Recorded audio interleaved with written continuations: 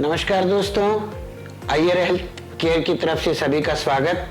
Heart to heart talk with doctor Jayaram Iyer और मैं आपके सामने हाजिर हूँ। पिछली बार मुझे याद है हमने कुछ बातें की थी जिसमें एंजियोप्लास्टी और एंजियोग्राफी का जिक्र आया था कि आज उसी के बारे में बात करते हैं। एंजियोग्राफी मैं आपको बताऊं कि क्या है एंजियोग्राफी। तो एंजियोग्राफी एक्सरे का बड़ा से बड़ा भाई है, बस इतना ही है।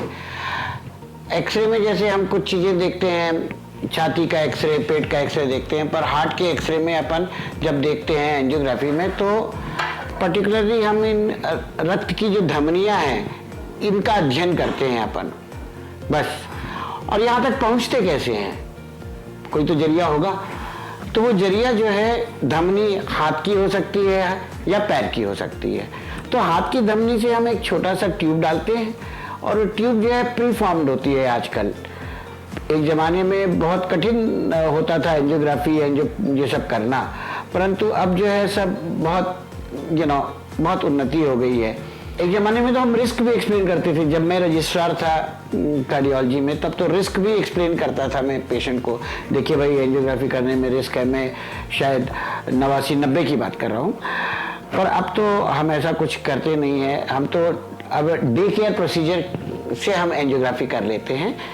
ये जो रेडियल आर्टरी है यहाँ से जाते हैं अमूमन, और यहाँ पे जा कर के ये जो है आपको बताऊँ मैं, यहाँ पे जा करके हमारी आर्टरी का जो वो है यहाँ पे ठहर जाता है और यहीं से हम ये इसको इंजेक्ट करते हैं तो ये हमको सारी चीज़ें दिखने लगती हैं। अब इसमें जहाँ पे भी ब्लॉक होता है वो ब्लॉक दिख जाता है और उससे हमको ये समझ में आ जाता है कि हाँ भाई, एक ब्लॉक है, 2 ब्लॉक है, 3 ब्लॉक है, एक नली में ब्लॉक है, 2 नली में ब्लॉक है, 3 नली में ब्लॉक है, जो भी है। हार्ट अटैक चालू अवस्था में है उस समय भी हम एंजियोग्राफी करते हैं, बल्कि उस समय तो करना ही चाहिए, क्योंकि उस समय हार्ट अटैक का सबसे उत्तम इलाज आज की तारीख में दुनिया भर में एंजियोप्लास्टी ही है। दवाएं जो हम पहले जिनसे इलाज करा करते थे 1982 के आसपास कभी हम इलाज करा करते थे, स्ट्रेप्टोकाइनेस नाम की दवा थी, उसके कंपैरिजन में एंजियोप्लास्टी के रिजल्ट कई गुना अच्छे हैं, कई गुना।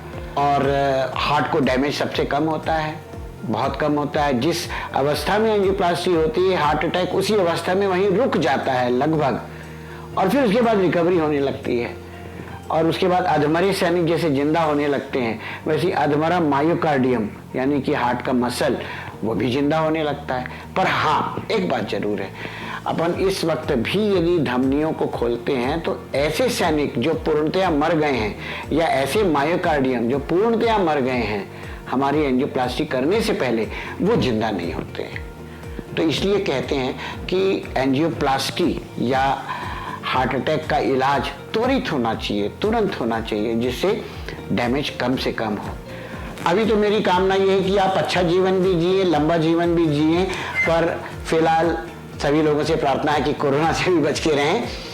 वो इसलिए कि कोरोना इस वक्त महामारी का रूप लिया जा रहा है और हम सब ने बचना है। हम लोग तो कैसे कैसे करके बच रहे हैं, आप देख ही रहे हैं। बहुत सारी लबादे ओढ़ते हैं जिसको पीपीई किट बोलते हैं। आप लोगों से भी अनुरोध है कि आप छोटे छोटे पीपीई किट पहने, यानी कि मास्क पहने और हाथ को धोते रहें और आपस में डिस्टेंस बना के रखें, सोशल डिस्टेंसिंग जिसको बोला जाता है, और इस कोरोना को फैलने से रोकें, बचे रहें, सुरक्षित रहें। नमस्कार करता हूं आप सब लोगों का, धन्यवाद भी करता हूं। चलिए अगली बार फिर मुलाकात होगी। Heart to heart talk with doctor Jayaram Iyer.